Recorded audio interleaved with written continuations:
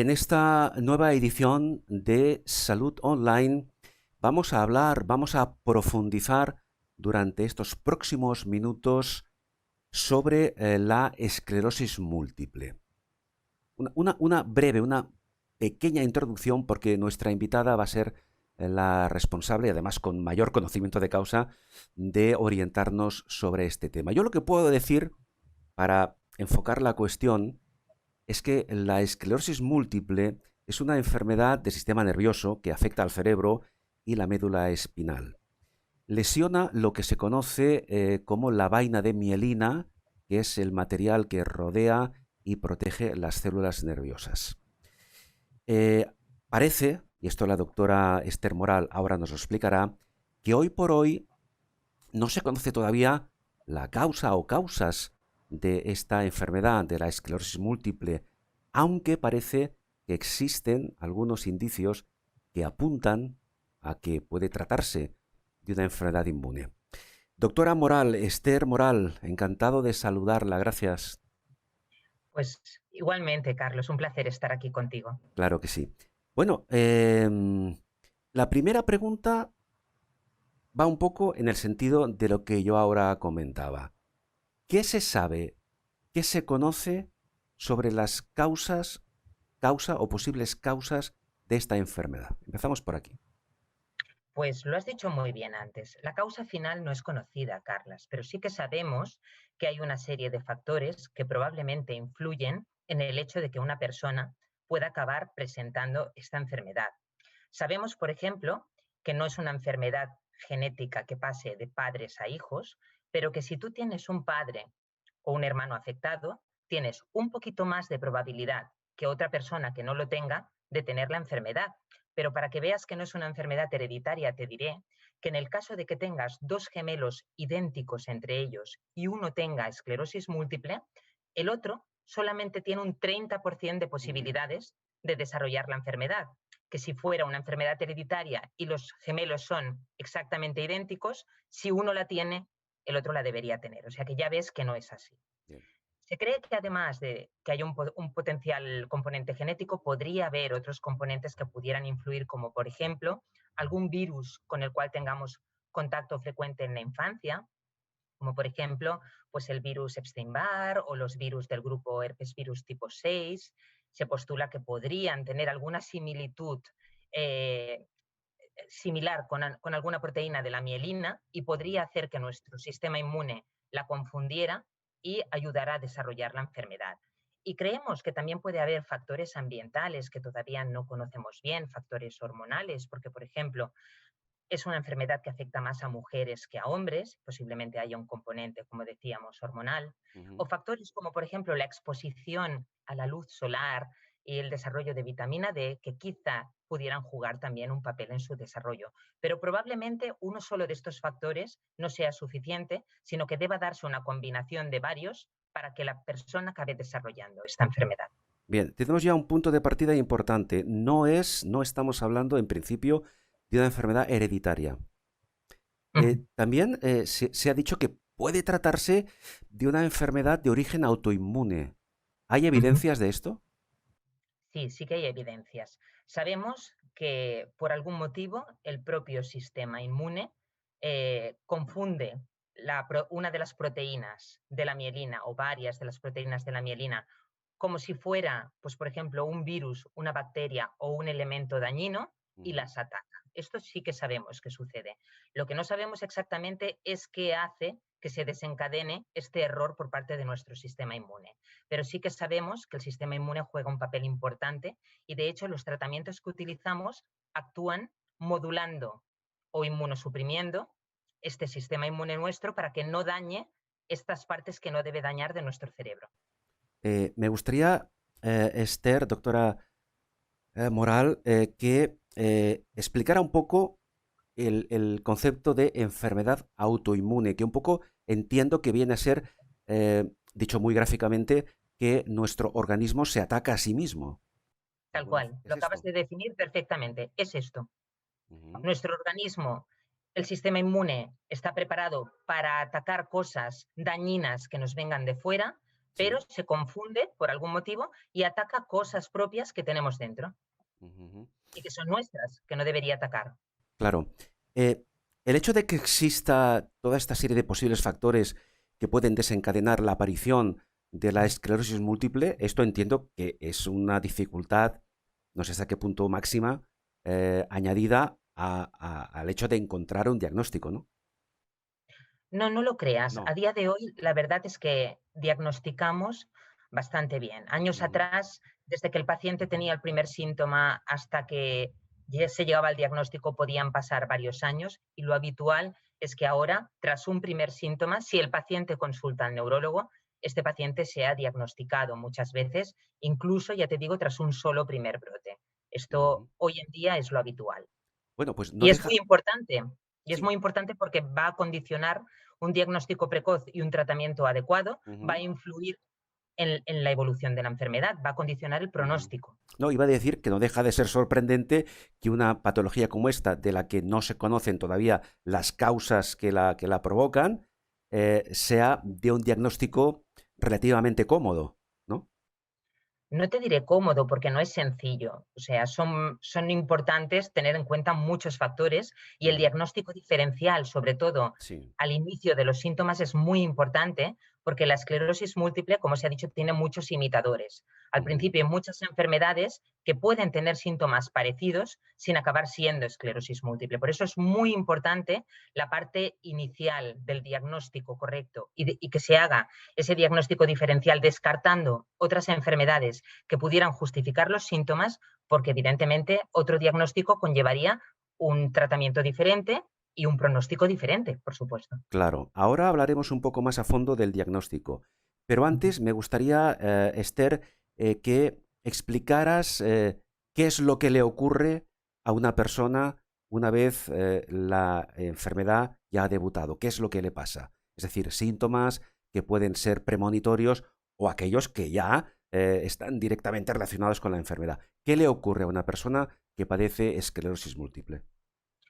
Pues, Carlas, la verdad es que, como tú sabes bien, la llaman la enfermedad de las mil caras y Ujú, tiene totalmente merecido este apelativo, porque puede ser muy diferente dependiendo del síntoma en el que se presente. Y esto es debido a que las lesiones pueden aparecer en cualquier lugar del cerebro o de la médula espinal.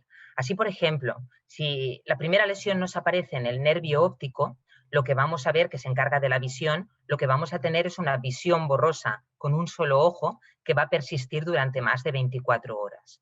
Si en lugar de aparecer ahí, la lesión aparece en la zona del tronco del encéfalo, que se encarga, por ejemplo, de mover nuestros músculos de la visión, lo que ujú. vamos a tener es una visión doble. Y si esta lesión aparece en el cerebelo, lo que tendremos es un problema de equilibrio muy importante que nos impedirá caminar de manera normal. En cambio, si la lesión, por ejemplo, aparece en la médula, podríamos tener síntomas muy diversos que podrían ser hormigueos, por ejemplo, en las dos piernas o en las cuatro extremidades, en los brazos y en las piernas, o Ujú. una pérdida de fuerza asociada también a los hormigueos. Con lo cual, los síntomas pueden ser muy diferentes y un paciente puede empezar con uno de ellos y, en cambio, no tener ninguno de los otros que hemos expresado. Claro, síntomas variados, síntomas muy diferentes, algunos de ellos no sé hasta qué punto inespecíficos en el sentido de que pueden ser síntomas asimilables a cualquier otra patología, ¿no? Así, por eso te he dicho, así es. O sea, has Claro, dado el kit de la cuestión y por eso te he dicho que es tan importante el sí. diagnóstico diferencial, sobre todo al inicio. Y Ujú, el problema que tenemos hoy en día todavía es que algunos de estos síntomas, como tú has dicho, son tan inespecíficos. Por ejemplo, hay personas que empiezan con hormigueos pues, en una pierna y ujú, lo primero que hacen es ir, por ejemplo, al claro, traumatólogo o al cirujano ortopédico para ver si pueden tener una hernia discal o algo así. Y a veces pueden dar vueltas, ¿sabes? claro, Antes de acabar siendo dirigidos al neurólogo, lo cual acaba retrasando el diagnóstico. Lo mismo puede suceder si los síntomas, por ejemplo, se asocian a la visión. ujú, Muchas veces una persona que empieza con una visión doble, en lugar de consultar a un neurólogo, lo primero que hace es consultar a un oftalmólogo. Y claro, entonces, si luego este oftalmólogo no lo dirige inmediatamente hacia el neurólogo, se puede perder un tiempo importante. claro. Ahí entraríamos en otra cuestión. Es decir, si a fecha de hoy, con los conocimientos que ya tenemos, que tienen los profesionales, todavía se sigue produciendo esta especie de peregrinaje de médico en médico, de especialista en especialista, hasta que finalmente es el neurólogo quien marca el punto de partida. ¿Eso sigue ocurriendo? Ocurre todavía, pero poco. Debo reconocerte que en los últimos años ha habido un cambio radical y Ujú, esto se debe a que los compañeros especialistas están cada vez más concienciados, pero no solo esto. Los médicos de familia, que a día de hoy están muy bien formados, cada vez tienen más presente cuáles son los síntomas neurológicos y cuándo deben dirigirlos al neurólogo y por tanto perdemos mucho menos tiempo. Y los pacientes, además, propiamente dicho, la población, gracias a programas como el tuyo, Carlos, y a la difusión que nos ayudáis a hacer los medios de comunicación, están más informados y cada vez, por ejemplo, consultan más a servicios de urgencias y desde el ujú. servicio de urgencias se remite directamente a la unidad pertinente. Cuando aparece, doctora Moral, esta serie de síntomas que ya hemos comentado, en la fase inicial, e incluso antes del diagnóstico correcto, ¿cómo afecta a la calidad de vida del paciente? Y al margen de esto, si estos síntomas, una vez aparecen, son progresivos o no lo son. A ver, normalmente los síntomas iniciales suelen asustar a la persona, pues porque pueden afectar, como hemos dicho, ¿no? Al caminar o al Ujú, equilibrio o a la visión, pero normalmente suelen ser síntomas transitorios. De hecho, las formas más frecuentes de esclerosis múltiple son las formas que llamamos embrotes o ujú, remitentes, recidivantes, por decirlo así, que los síntomas vienen, aparecen y luego suelen desaparecer, pueden dejar alguna secuela o no dejarla, pero son transitorios. Estas son las formas más frecuentes. Pero como tú has dicho, hay un porcentaje de formas que son progresivas y estas, normalmente el inicio del síntoma no es brusco como suele pasar en las otras, que aparece y es algo muy evidente, sino que es una cosa mucho más solapada, ujú, sabes que viene poco a poco y estas a veces cuestan más de identificar y tardan más en acabar consultando. ujú. Bien. Decía antes la doctora Moral que la esclerosis múltiple afecta más a mujeres que a hombres, ¿correcto? Así es, correcto, ¿Cuál Carlas. es el porcentaje Pues orientativo? mira, en las formas más frecuentes, como te he dicho, que son las formas en brotes, Sí, aproximadamente te diría que 3-1, 3 mujeres por cada hombre. Y tres subiendo en los mujeres. últimos años la Mm, proporción. Sí, subiendo. Y sí, deduzco que tampoco se conoce el por qué se va incrementando la afectación en mujeres en estos últimos años. No se sabe, se desconoce. se desconoce. Por eso creemos que el cambio en los hábitos de vida, Ujú, ¿sabes? O sea, últimamente, en los últimos años ha habido un cambio radical con la incorporación de la mujer al trabajo, el tipo de estilo de vida que llevamos, cambios de ujú, dieta, etcétera, etcétera. Por sí, eso creemos que hay factores ambientales sí. que deben estar influyendo Ajá, a los potenciales factores hormonales o bien. genéticos que pueda haber. Aunque sea, Esther, a nivel de sospecha, entre comillas, esos factores externos ambientales, ¿cuál se cree que podrían ser los más determinantes?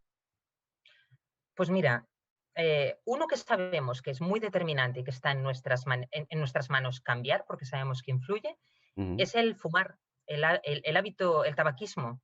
ujú, Sabemos que fumar puede hacer que si tienes que desarrollar la enfermedad, lo hagas antes, lo ujú. hagas de manera más grave y que además evoluciones peor. Con lo cual es muy importante el concienciarse de que no solo por los potenciales problemas pulmonares que podamos tener, dejar de fumar es importante, sino porque a otras muchas enfermedades les puede perjudicar, como es el caso, por ejemplo, de la esclerosis múltiple. Bien, el tabaco, ¿algún otro Mm. factor que potencialmente pueda ser significativo en esta línea? ¿Cuál Com- sería? Como decíamos antes, una correcta exposición a la luz solar, y Ajá, correcta exposición me refiero evitando las horas de mayor radiación solar, sí. eh, con protección adecuada si vamos a estar mucho rato, etcétera, etcétera. Pero durante 10-15 minutitos al día, a primera hora de la mañana o a Ujú, última hora que nos ayudara a activar nuestra vitamina D, sí. podría influir también y está en nuestras manos. Es decir, perdón, que un déficit o una carencia, posible déficit o carencia de vitamina D podría ser un factor que facilitase la aparición de esclerosis múltiple, ¿es esto? Hay Podría ser. estudios que lo sugieren Mm, por ejemplo, es una de las cosas que tenemos en consideración y, de hecho, medimos los niveles de vitamina D en nuestros pacientes y si los tienen bajos, los suplementamos. ujú, ujú. Muy bien. Em, ¿Cómo se llega al diagnóstico en este momento? ¿Cómo se ha avanzado de un tiempo a esta parte en encontrar un diagnóstico preciso de esa persona de la que se sospecha que padece estos síntomas? ¿Qué se hace con este paciente? Pues, Carlas, a día de hoy el diagnóstico sigue siendo clínico. ¿Qué quiere decir? Que es muy importante la historia clínica que el neurólogo le va a hacer al paciente, en la cual va a Ujú, sacar todos los datos, que de hecho se va a remontar a muchos años para ver si había algún dato previo y que nos va a permitir, entre otras cosas, descartar también otras enfermedades. La exploración física del paciente. A veces encontramos, cuando exploramos al paciente neurológicamente, signos que él no nos ha manifestado, pero que ujú. nosotros detectamos que ha podido tener un problema potencial. Y como prueba Princeps, a día de hoy es la resonancia magnética. A día de hoy, si tú tienes una resonancia magnética estrictamente normal y se mantiene estrictamente normal pasado el tiempo, es Sí, muy difícil que tengas una claro. esclerosis múltiple, por no decirte que descarta el diagnóstico. Claro, pero De todas perdón, maneras, aunque sí, no, perdón. perdóname. No, no, perdón, iba a decir que, claro, si hablamos de una resonancia magnética, eso ya no es una prueba exclusivamente clínica, es una prueba diagnóstica. Claro, claro, aquí entramos. O sea, como pruebas diagnósticas. La principal, resonancia magnética, pero tenemos otras. Tenemos que Ujú, hacer unos análisis extensos que sí, deben incluir, por ejemplo, algunos parámetros de autoinmunidad para descartar enfermedades como pudieran ser, que llamamos sistémicas, como pudieran ser el lupus, otras infecciones que podrían simular síntomas parecidos, etcétera, ujú, etcétera. Y haremos también habitualmente una punción lumbar, que con esta punción lumbar lo que hacemos es ver si esta inflamación que ya detectamos en la resonancia magnética, estas lesiones inflamatorias, tenemos inflamación en este líquido, lo cual quiere decir que nuestro propio organismo la genera, para que me entiendas. bien. Sí, sí, tenemos un diagnóstico. Ujú. En muchos casos, Esther, decíamos antes que una de las formas más frecuentes de la esclerosis múltiple es la aparición por brotes, ¿correcto? Es así. Sí, sí. ¿Se conoce el por qué determinados pacientes sufren brotes con mayor o menor frecuencia o más espaciados en el tiempo? No, no, y es una de las cosas en las que llevamos trabajando mucho tiempo y que son los factores pronósticos. O sea, lo que nosotros querríamos Ujú, a día de hoy es, cuando tenemos un paciente delante, saber qué paciente tiene el riesgo de hacer más brotes, como tú decías, de hacer más lesiones en resonancia y de sí, potencialmente evolucionar peor. Esto es lo que nosotros querríamos hacer. Y ajá, sí que tenemos algunos datos, por ejemplo, de resonancia que nos pueden servir, algunos datos del líquido cefalorraquídeo que nos pueden orientar, ¿no? En que debemos ser más incisivos tratando a ujú, un paciente determinado, porque puede ir peor, pero todavía no tenemos aquel marcador fijo que nos diga, ajá, si tú tienes esto, claro, este paciente trátalo más agresivamente ujú, porque va a ir peor. Y también nos gustaría tener, que todavía no tenemos, marcadores de respuesta a tratamiento. Nos gustaría saber antes de empezar un ujú, tratamiento qué paciente va a reaccionar a ese tratamiento y sí, no va a hacer efectos adversos con él. claro. Sería Cuando se ideal. produce un brote o cuando se producen sucesivos brotes, Ujú. ¿esos brotes dejan o pueden dejar secuelas en el paciente? Pueden dejarlas. No siempre, afortunadamente, los dejan. De hecho, lo habitual es que el paciente se recupere bien de los brotes, pero puede quedar secuela en Ujú. algunos de Por ellos. ejemplo, ¿qué tipos de secuelas podrían aparecer? Pues podría ser, si tú has tenido un brote medular, pues que te quedaran, por ejemplo, lo que decíamos antes, hormigueos en las piernas, Ujú, o que si tenías problemas para caminar, recuperaras parte de esto, pero tú notaras que todavía no caminas bien del todo, o sí, por ejemplo, si te ha afectado a la visión, que recuperaras parte de la visión, pero no la visión por completo. Esto podría suceder. claro. ¿Estas secuelas son permanentes o con el tiempo pueden superarse de alguna forma? Lo que en general decimos, normalmente los brotes los tratamos con corticoides, con cortisona, Sí. que puede ser endovenosa o puede ser oral. Ujú, Habitualmente durante el primer mes se produce la mayor parte de la mejoría tras la administración de la cortisona, ujú, pero en general consideramos que durante el primer año puede continuar habiendo mejoría. Después de que transcurran 6-12 meses ya es mucho más difícil que la mejoría se establezca si no ha sucedido ya. Claro. Hemos hablado, la doctora Moral ha hablado de la cortisona, de los corticoides. ¿Es el único recurso farmacéutico que existe para tratar los brotes? Eso por una parte. Y por la otra, claro, los corticoides, la cortisona, no sé, permíteme la expresión, no tiene muy buena fama, ¿verdad? Por las secuelas y por los, en fin, problemas que puede originar, ¿no? Te diré, básicamente, en el caso de la esclerosis múltiple, las secuelas, cuando lo damos, nosotros damos el tratamiento a dosis muy altas, pero Ujú, solamente entre 3 y 5 días. Y en ese caso las secuelas se minimizan.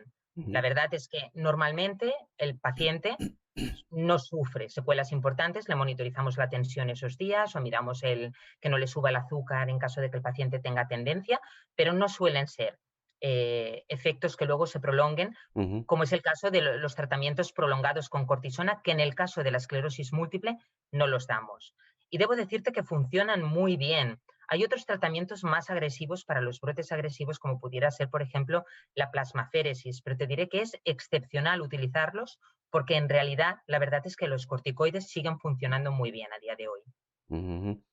Entre, entre la aparición de un brote y el siguiente, que puede Ujú, ser en un plazo mayor o menor de tiempo, ujú. el paciente, digamos, desarrolla su vida con normalidad. Aparentemente esto le afecta o hasta qué punto puede afectar este periodo de tiempo entre posibles brotes a su calidad de vida. Normalmente entre brotes, y si el paciente no tiene secuela, el Ujú, paciente hace vida normal y está normal. ¿Cuánto tiempo puede suceder entre los brotes? No lo sabemos. De claro. hecho, dirigimos nuestros esfuerzos en el tratamiento a intentar espaciar estos brotes al máximo y de hecho Ujú, lo hemos conseguido muy bien. Los tratamientos que tenemos a día de hoy son muy útiles para controlar los brotes. Nuestros pacientes que antes tenían brotes a menudo y no era algo infrecuente que en un año el paciente tuviera varios brotes, sí. pues ahora nos podemos pasar varios años, o Ujú, muchísimos incluso, muy sin bien. que el paciente presente ninguno de ellos. Claro. Y durante la fase aguda, cuando el brote está en el punto álgido, Ujú. ahí sí que el paciente sufre una afectación importante, ¿no? Pregunto. Hay brotes más leves y brotes menos leves, más graves. O sea, los brotes leves, a veces, por ejemplo, el paciente ni consulta. Eh, Ajá. a veces el paciente viene a la consulta y me dice, pues doctora Moral, hace un mes tuve, pues durante 2 días, unos hormigueos en el brazo y en la pierna, pero como fue tan poca cosa y se me pasó y tenía visita ahora, no he consultado. ¿Sabes? Con lo cual, a veces es Ujú, tan poca cosa que el paciente no le da importancia. claro. Pero en cambio, claro, si tú te levantas un día y no puedes levantarte de la cama Ujú, porque te fallan las piernas, obviamente ahí sí que vas a consultar, porque esto te va a impedir y además te va a claro. asustar. Claro, claro. En casos ya más serios, más graves, más avanzados, en el desarrollo de la enfermedad, ¿cómo evoluciona la esclerosis múltiple? ¿Hacia dónde lleva al paciente? Vamos a ver, esta es una enfermedad que en los últimos años y afortunadamente ha cambiado radicalmente su tratamiento y su pronóstico. A día de hoy, una enfermedad diagnosticada a tiempo y correctamente tratada, lo que toca es que el paciente evolucione bien y desarrolle poca discapacidad con el tiempo. De hecho, hacia ahí van todos nuestros objetivos. Pero no nos engañemos, Carlos. Hay pacientes que empezaron su enfermedad muchos años antes de que dispusiéramos del abanico de tratamientos que disponemos ahora y que Sí. ya tienen discapacidad adquirida. Y que estos pacientes, evidentemente, tienen secuelas, tienen afectación de su calidad de vida y que dentro de los pacientes que ahora diagnosticamos, aunque sea un porcentaje menor, todavía tenemos un porcentaje de pacientes agresivos que no reaccionan bien a los tratamientos.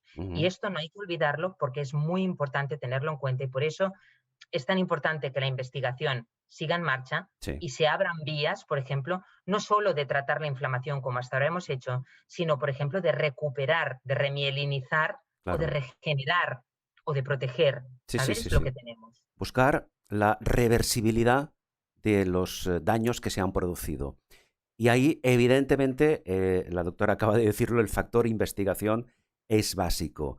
es fundamental. Al margen de lo que ya hemos hablado, de la utilización de corticoides, de cortisona, en determinados brotes que pueden ser, que de hecho son controlados, entiendo que de manera bastante eficiente con esta farmacología, la investigación en este momento, ¿hacia dónde apunta? ¿Cuál es, con los datos que los investigadores y los profesionales tenéis a vuestro alcance, cuál es el punto hacia el que vamos en el tratamiento futuro de la esclerosis múltiple?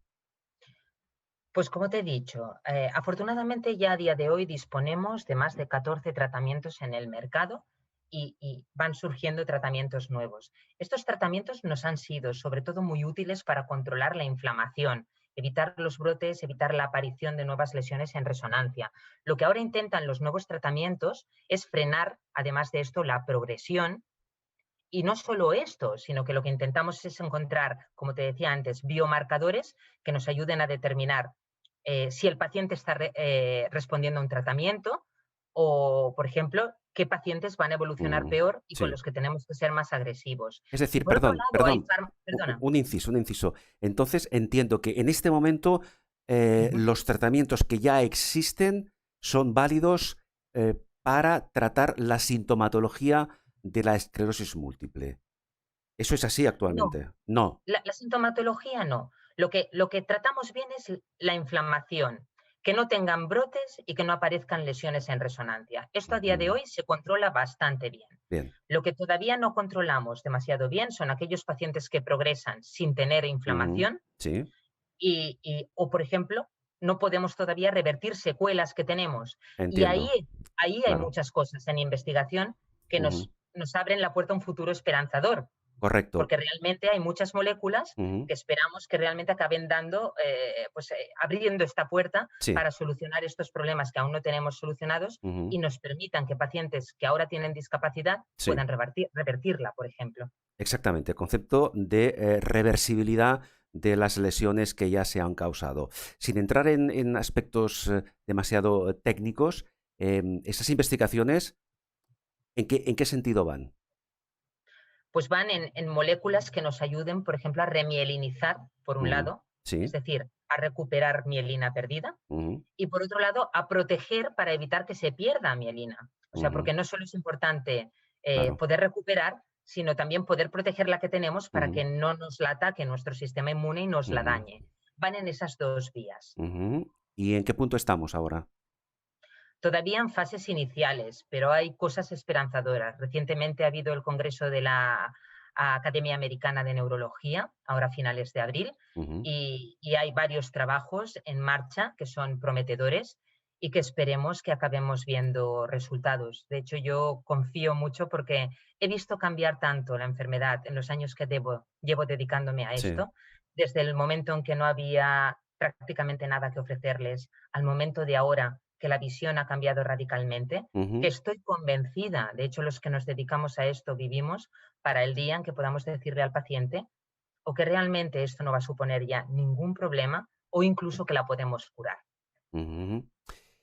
Dicho esto, vamos a hablar de la percepción a nivel social que se tiene de esta enfermedad. Desde el punto de vista de los neurólogos, de los profesionales de la salud, ¿qué percepción tenéis de cómo la sociedad ve esta enfermedad? Pues Carlas, aquí debo entonar por parte de los neurólogos el mea culpa, porque yo creo que no hemos sabido transmitir el cambio importante que ha sufrido esta enfermedad y que socialmente aún lo que la gente ve, desgraciadamente, es únicamente la silla de ruedas, con lo cual, Ujú. cuando un paciente viene a la consulta y tú primero le das el diagnóstico, el paciente, el pobre, lo que siente es que le has puesto una espada de Damocles sobre su cabeza. Claro. Y esto ya no es así en la gran mayoría de los casos. Pero imagínate hasta qué punto esta imagen la tiene difundida la sociedad, que por ejemplo en nuestro hospital, somos hospital universitario, Ujú. vienen los estudiantes de medicina, que son gente que ya está metida en el mundo de medicina, de hecho son futuros médicos Sí, y sí. dentro de muy pocos años van a estar ejerciendo, vienen a rotar con nosotros y vienen a ver pacientes. Cuando vienen a la unidad, vienen a ver pacientes con esclerosis múltiple. Y cuando muchos días acabamos de pasar visita y los han visto, dicen, madre mía, estoy sorprendidísimo, están muy bien los pacientes, la mayoría están muy bien. Con claro. lo cual, imagínate hasta qué punto ha calado el estigma de que Ujú, es una enfermedad, ¿no?, que te lleva necesariamente a una gran discapacidad.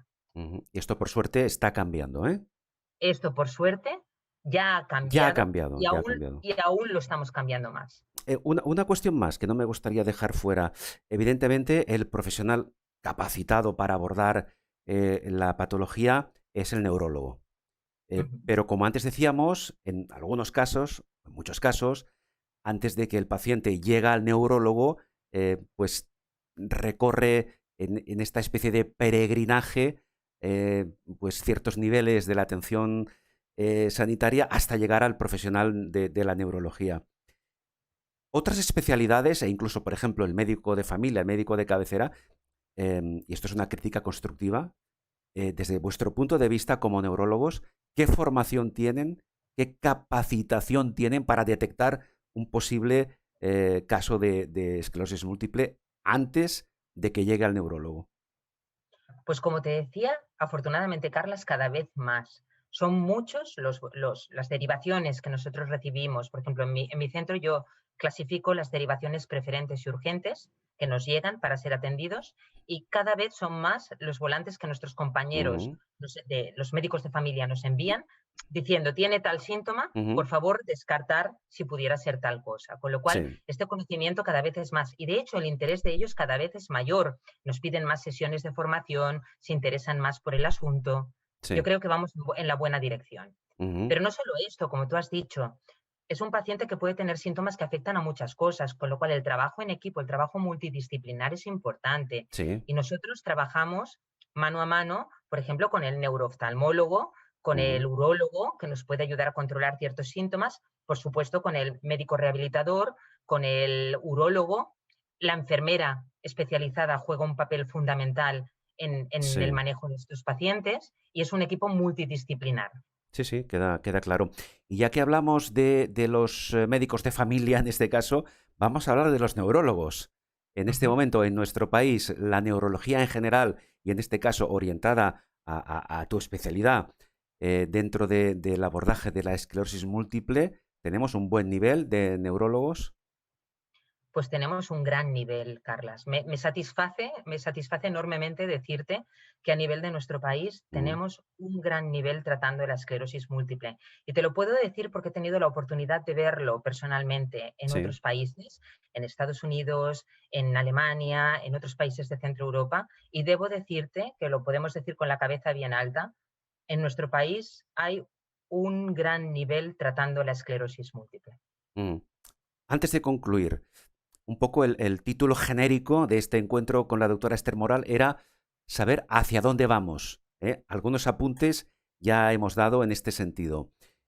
Una reflexión final para que cualquier persona que vaya a vernos luego, que nos vea en redes sociales y que lamentablemente, aunque algo ya decía ahora Esther, lamentablemente pues haya recibido un diagnóstico de esclerosis múltiple, bueno, pues vamos a finalizar en positivo, ¿no? Que no se venga abajo, que no se hunda, ¿no? Desde tu punto de vista como especialista, ¿qué reflexión final darías desde aquí? Pues que si le acaban de diagnosticar de esclerosis múltiple, sobre todo que confíe en la relación médico-paciente, que es muy importante y en las unidades de esclerosis múltiple intentamos trabajar especialmente, Ujú, que el tiempo va a jugar a su favor, que ya tenemos muchas cosas con las cuales poderles tratar y el futuro nos va a ayudar a tener aún más armas disponibles, que cada vez vamos a disponer de mejores marcadores que nos van a ayudar a saber si van a reaccionar a un tratamiento o están reaccionando a un tratamiento o ujú. si van a tener mejor o peor pronóstico y tenemos que tratarlos más o menos agresivamente, pero que confíen y tengan esperanza porque el futuro va a ir a favor de ellos y porque nos vamos a dejar la piel porque así sea. Claro, pues vamos hacia ese futuro lleno de esperanza. Esther, muchísimas gracias.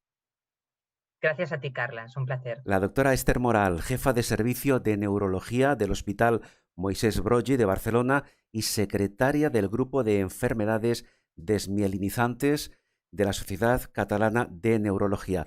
Esther, repito, ha sido un placer y vamos a seguir en contacto porque si se produce algún tipo de novedad, nosotros desde aquí la lanzaremos a los cuatro vientos a través de las redes sociales. Repito, un abrazo, gracias. Un abrazo enorme, Carlas. Muchas gracias.